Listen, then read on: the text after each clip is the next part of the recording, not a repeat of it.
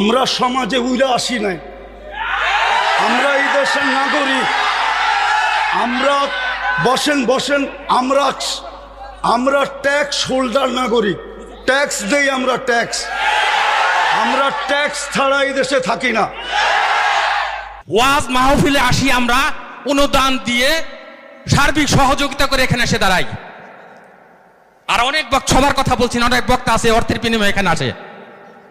বিচার করতে হবে একজন সমাজবাসী, সমাজপতি, সমাজের যে কমিটি, সে যতটুকু এই সমাজের কল্যাণের কাজ করতে পারবে একজন ইমাম কিন্তু পারে না। সে তো ইমামের দায়িত্ব নিয়ে বসে আছে।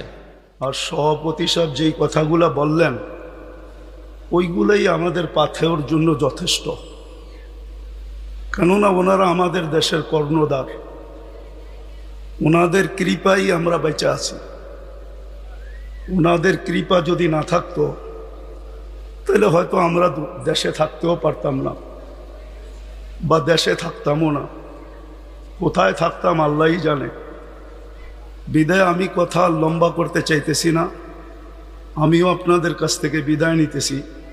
ওমা আলাইনা ইল্লাল বালাগ।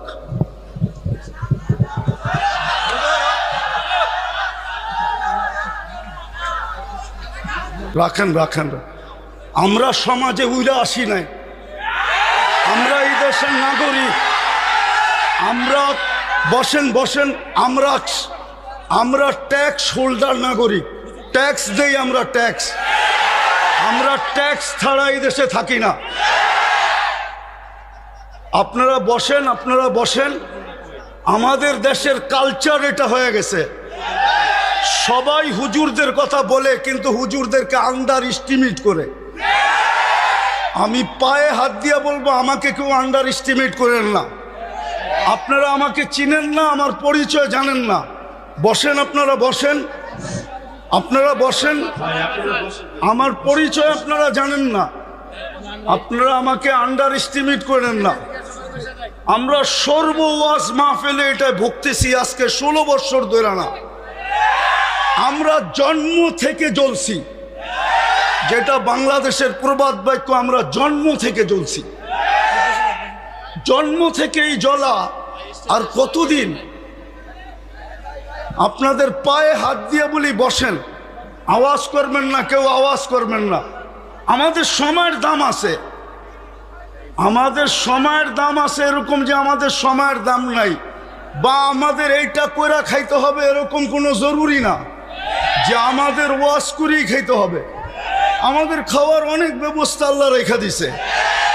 যেই আল্লাহ আমাকে জন্ম দিছে উনি আমার খাওয়া তৈরি করেন নাই না, খাওয়া ছাড়া আমাকে দুনিয়াতে পাঠায় দিছে যে আমাকে এইভাবে করে খাইতে হবে।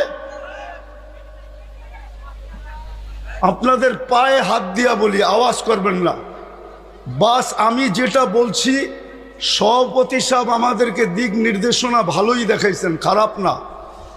আমার মিশনই তো এই যুবকদেরকে নিয়ে খেলা। আমি তো যুবকদেরকে নিয়েই খেলি, যুবকদেরকে তো আমরাই তৈরি করছি। আমি যদিও দেশের স্বাধীনতা দেখি নাই, আমি দেখবো কোত্থেকা। ওই 4 তারিখের রাত্রে তো আমি ইংল্যান্ড থেকে কানাডায় যেতেছিলাম। আমি তো জমিনেই ছিলাম না, 39,000 ফিট উপরে ছিলাম। নামার পরে আমি শুনছি দেশ স্বাধীন হয়ে গেছে। ওই দিন থেকে আমার দিলে জন্ম নিছে। আর আমি জানি আমার দেশের যুবক নিয়ে কোথায় রিচার্জ চলতেছে। আমার দেশের কয়জন বলতে পারবে এটা আমি জানি না, কিন্তু আমি জানি আমার দেশের যুবকদেরকে নিয়ে কোথায় রিচার্জ চলতেছে, কোন কোন দেশে বাংলাদেশের যুবক নিয়ে রিচার্জ চলতেছে। যে একটা দিন ছিল স্বপ্নে ভাবতে পারতো না। স্বপ্নে যদি কেউ কাজ করা ভাবতো যে উনি স্বপ্নে ভাবতেছে ঘুমের ভিতরে যে কাজ করা ফেলবে, তো উঠা দেখছে হ্যান্ডকাপ নিয়ে দাঁড়ায় আছে। যদি জিজ্ঞাসা করে হ্যান্ডকাপ, বলে তুমি তো স্বপ্নে দেখতেছিলে না সরকার কাজ করবা। আমরা টেকনোলজির মাধ্যমে জেনে ফেলছি, বিদায় তোমার হাতে হাত করি পড়াইতে চলে আসছি। আমার দেশের যুবকরা স্বাধীনতা আইনা দিছে। যুবকরা যদি না দাঁড়াইতো আরো 50 বছরের ভিতরও কারো স্বাধীনতা আনার ক্ষমতা ছিল না। বিদায় আমার যুবকদেরকে নিয়ে কোথায় রিচার্জ চলতেছে আমি জানি। আমি জানি পেন্টাগনের কোন কামরায় রিচার্জ চলতেছে। পেন্টাগন চিনো তোমরা? হ্যাঁ, পেন্টাগন তো চিনো না, ঠিক না?